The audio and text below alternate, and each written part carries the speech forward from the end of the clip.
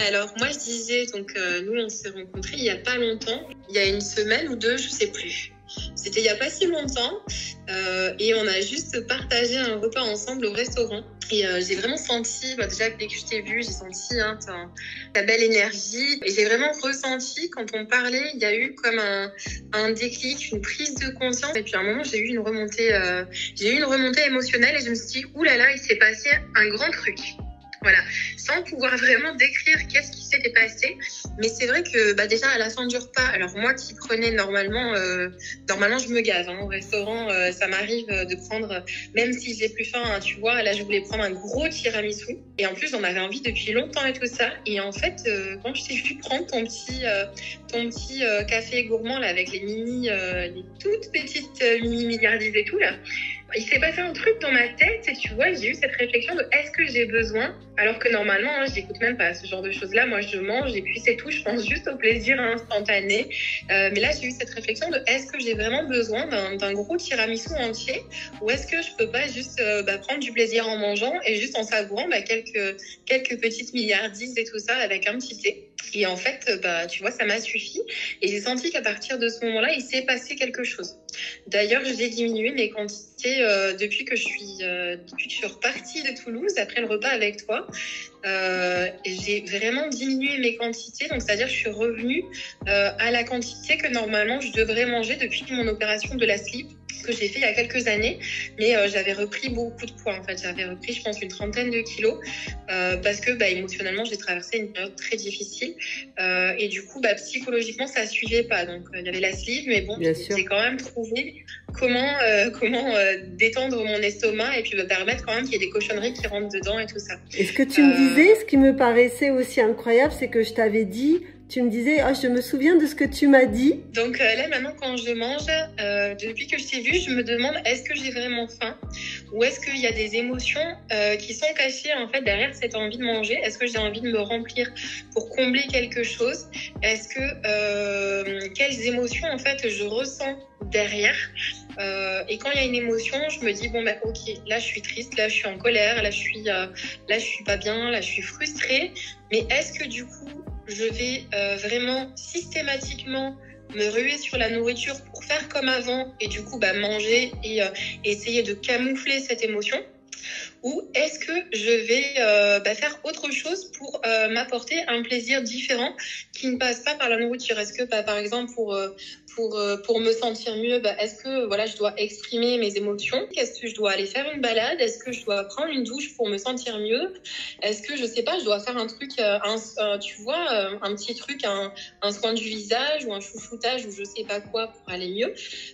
Et du coup, tu vois, j'ai ce truc-là qui me traverse alors qu'avant, je t'assure que je suis passée par énormément de spécialistes, dont des addictologues, un très très grand addictologue qui est très connu vers Lille, et il m'avait sorti le même baratin et vraiment le courant ne passait pas vraiment spécialement non plus avec lui.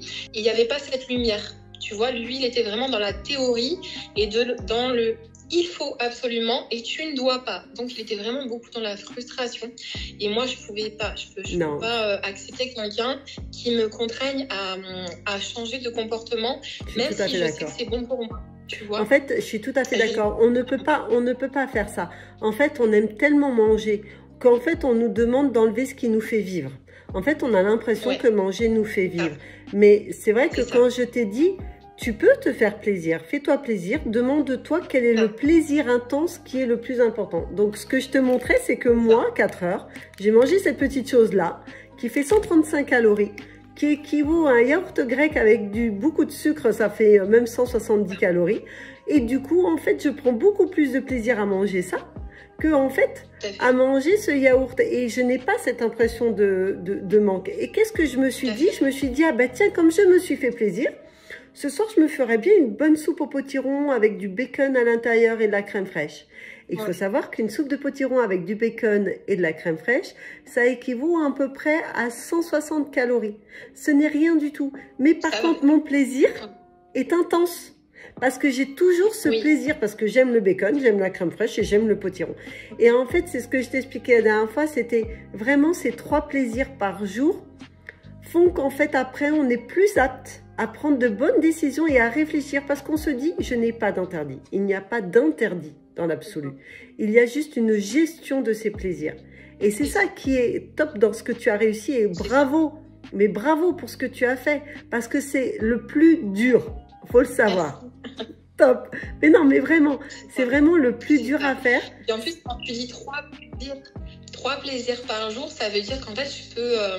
En fait, c'est vrai que depuis que je t'ai vu, je déculpabilise. Parce qu'avant, je mangeais, alors dès que j'avais une émotion, dès que j'avais une contrariété, dès que mon emploi du temps, il était trop chargé, enfin, tu vois... en fait, voilà, je passais ma vie à grignoter des trucs pour me dire, bon, bah, là, il va falloir trouver un moyen de supporter ça. Et puis, bah, après, je me disais, oh là là, j'aurais pas dû. J'aurais pas dû. Puis, tu vois, je sais très bien que le fait de culpabiliser te fait grossir directement.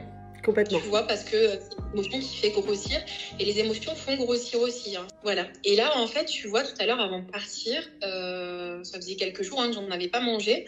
Et j'ai pris 2 carrés de chocolat au lait avec des noisettes. Et genre, dans ma tête, je me suis dit, ok, je peux. Oui, c'est ça. Je peux parce que je sais que les autres repas, je vais pas abuser en fait parce que maintenant je sais que je peux m'autoriser à manger des petits trucs comme ça de temps en temps. Et en fait, tu vois, le fait que ce soit plus interdit, ben, j'ai remarqué que je me suis calmée par rapport à avant où je mangeais vraiment. Là, je mangeais la tablette entière de chocolat. Je mangeais un fromage entier, etc., etc.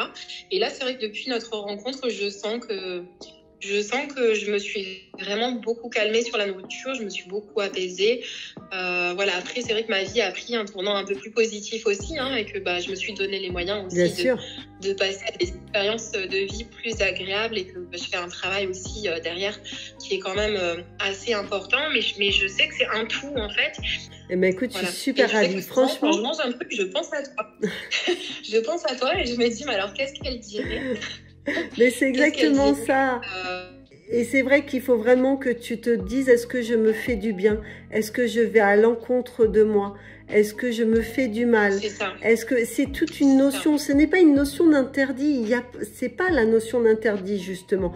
Quand moi j'ai perdu mes 30 kilos et que après mes 30 années de régime, je me suis dit mais c'est pas possible en fait. Je ne peux pas ne pas manger. J'aime trop ça. J'aime trop manger. Quand je faisais 95 kilos, je dis mais j'aime trop manger. Et en fait, je me suis dit non, en fait, l'idée n'est pas de ne pas manger.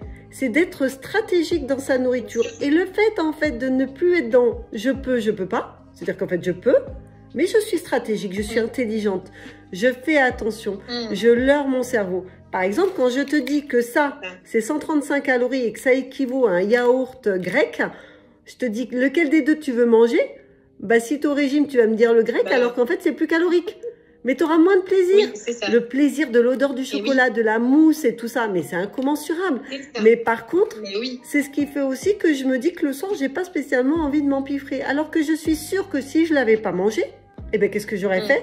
J'aurais tout de suite fait une grosse entrecôte, des frites, des pâtes, et j'aurais mangé 2 fois plus. Tu vois?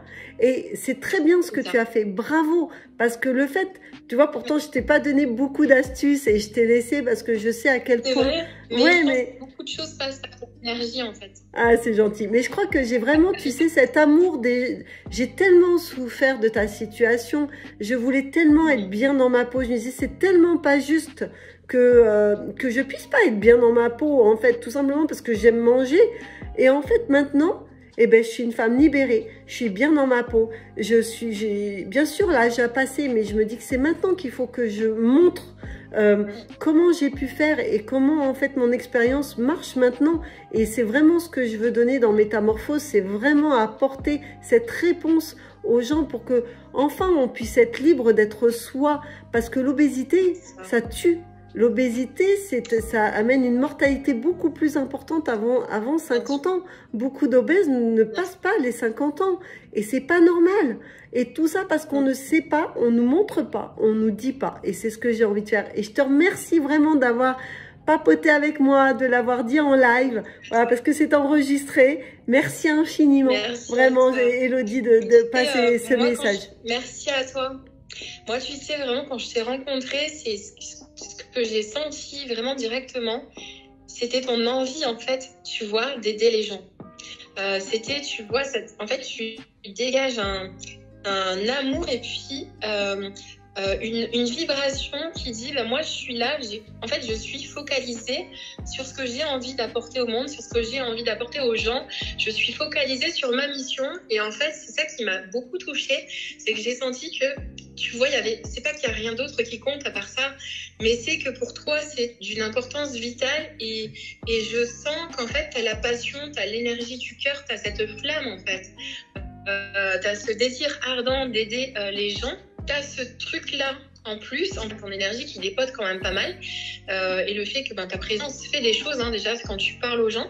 Mais c'est ce truc-là que beaucoup n'ont pas, en fait, parce que tu as beaucoup de coachs, de nutritionnistes, etc., qui sont focus, bien sûr, ils ont envie d'aider les gens. En fait, ils veulent vendre un programme aux gens. Voilà. Ils veulent vendre un programme aux gens et ils s'appuient souvent sur des savoirs théoriques qui prennent en compte le changement d'alimentation, qui prennent en compte que tu fasses plus de sport. Donc en fait, ça ne prend pas en compte la personne avec ce qu'elle a vécu de douloureux dans sa vie, ses blessures, ses traumatismes, quelles sont ses souffrances, qu'est-ce qui fait que la personne, elle s'est mise en fait à avoir des compulsions alimentaires, qu'est-ce qui fait que peut-être elle a fait une opération ou des régimes et que ça n'a pas marché, qu'elle a repris du poids après, etc. Alors que toi, tu es vraiment dans l'énergie du cœur. En fait, tu veux pas juste vendre tes programmes, tu vois. Et moi, c'est ça que j'ai senti. J'ai senti cette énergie du cœur qui était vraiment hyper vibrante.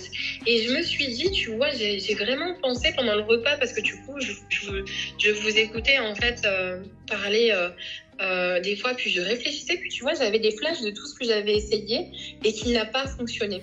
Et tu vois, j'ai eu les flashs en fait de mon opération de l'estomac, du coup, qui a marché pendant un petit moment où j'avais quand même perdu du poids. Puis paf, j'ai regrossi. J'ai eu les flashs de tous les régimes que j'avais testés. Tu vois, je me voyais être en joie d'avoir minci et tout ça. Puis paf, après, la frustration d'avoir fait effet yo-yo et d'avoir regrossi. Et c'est ça. Et j'ai repensé en fait à tout ce que j'avais essayé depuis, parce que depuis petite, parce que je me souviens que mes parents m'avaient déjà envoyé chez le médecin. Je crois que j'avais 7 ou 8 ans, quelque chose comme ça. Et le médecin avait dit, oulala, elle a 5 ou 6 kilos en trop. Il faut l'envoyer, c'est grave, il faut l'envoyer dans un centre d'amaigrissement. Et moi, je me souviens la frustration et le désespoir que ça m'avait causé. Et je me souviens surtout que ça a servi à rien, à part que j'ai repris 6 ou 9 kilos en ressortant de la cure d'amaigrissement, en plus du traumatisme d'avoir été séparée de mes parents pendant quelques mois. Mais c'est ça qui est fou, c'est qu'en fait, on ne prend pas la psychologie en compte. On ne se demande pas d'où ça vient. Moi, j'ai vécu des choses très dures enfant, très dures adulte. Mon surpoids a été ça, entre les attouchements, les viols, les choses que j'ai pu vivre.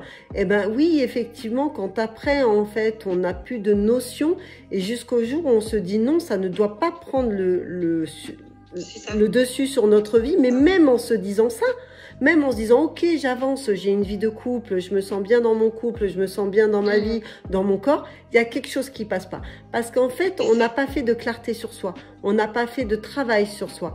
Et en fait, c'est ça que je veux apporter, c'est vraiment expliquer qu'il y a une stratégie dans tout ça. C'est la stratégie qui va faire en fait qu'on va avancer. Et c'est la stratégie qui fait qu'en fait mes émotions, je les gère, je les comprends. Et du coup, comme je suis en accord avec moi, je mange avec plaisir, mais plus dans le côté je me fais du bien, je me remplis, je compense. Voilà, il n'y a plus de cette notion de compensation. Et c'est vrai que franchement, ça change tout. Ça change tout. Et tu vois, des petites choses comme tu as fait, mais bravo. Parce que tu vas voir que ton cerveau émotionnel va comprendre qu'en fait, tu ne l'as pas frustré, que tu lui as donné du plaisir, que tu étais en accord avec toi et qu'en fait, tu as juste été stratégique. Et parce que tu as été stratégique et pas dans le forcing, dans le je me frappe, dans je suis nul et pas de frustration et pas non plus de se dire, ouais, t'as vu, t'as pas su résister, t'es nul, tu pourras jamais te plaire.